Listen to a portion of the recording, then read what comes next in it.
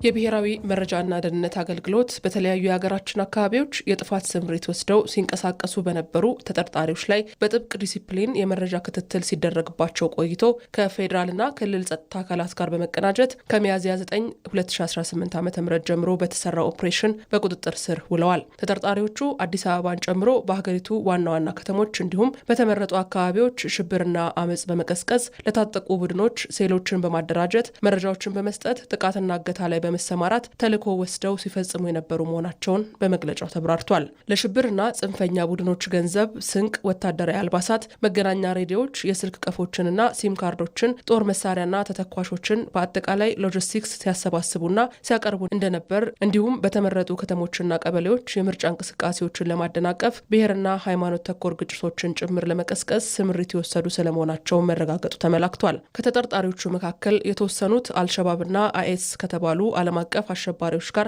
ትስስር በመፍጠር በሶማሊያ የሽብር ስልጠና የወሰዱ መሆናቸውም በመረጃ ስምሪት ተረጋግጧል። በሀገራችን አንዳንድ አካባቢዎች በመንቀሳቀስ ለቡድኖቹ ሴሎችን በመመልመል ለሽብር ተግባር ሁኔታዎችን ሲያመቻቹ የነበሩ መሆናቸውንም በመግለጫው ተጠቅሷል። በተጨማሪም በኦፕሬሽኑ በቁጥጥር ስር ከዋሉት ተጠርጣሪዎች መካከል በህገወጥ የጦር መሳሪያ ዝውውር ላይ በመሰማራት ለሽብርና ለጽንፈኛ ቡድኖች ትጥቅና ተተኳሽ በማቅረብ የሀገራችንን የጸጥታ ሁኔታ ለማባባስ ጥረት ሲያደርጉ የነበሩ ናቸው። እንዲሁም በህገወጥ የሰዎች ዝውውርና የኮንትሮባንድ ንግድ ላይ በመሰማራት የኢኮኖሚ አሻጥር በመፍጠር በመሰረታዊ የፍጆታ ምርት አቅርቦት ላይ እጥረት እንዲፈጠር ሲሰሩ የነበሩ መሆናቸውም ተረጋግጧል። ተጠርጣሪዎቹ በቁጥጥር ስር በዋሉበት ወቅት ለሽብርና ለጽንፈኛ ቡድኖች ሊተላለፉ በዝግጅት ላይ የነበሩ የተለያዩ የጦር መሳሪያዎች፣ ተቀጣጣይ ፈንጂዎችና ቦምቦች፣ ተተኳሾች፣ የተለያዩ የውጭ ሀገር የገንዘብ ኖቶች እንዲሁም የኮንትሮባንድ እቃዎች አብረው እንደተያዙ በመግለጫው ተጠቅሷል። በተጠቀሱት ዝርዝር የሽብር እንቅስቃሴዎች ጨምሮ በተለያዩ የጥፋት ድርጊቶች ላይ ተሰማርተው የነበሩ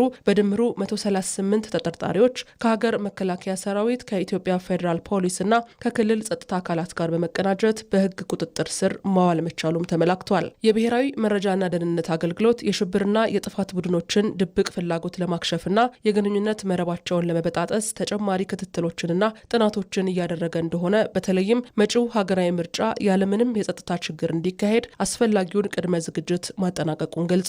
ህብረተሰቡም ይህን በመረዳት የተለመደውን ቀና ትብብርና ተሳትፎ በማድረግ መሰል የጥፋት ድርጊቶችን በመጠቆም ከአገልግሎት መስሪያ ቤቱና ከመላው የሀገራችን የጸጥታ ኃይሎች ጎን እንዲቆም ጥሪውን አቅርቧል።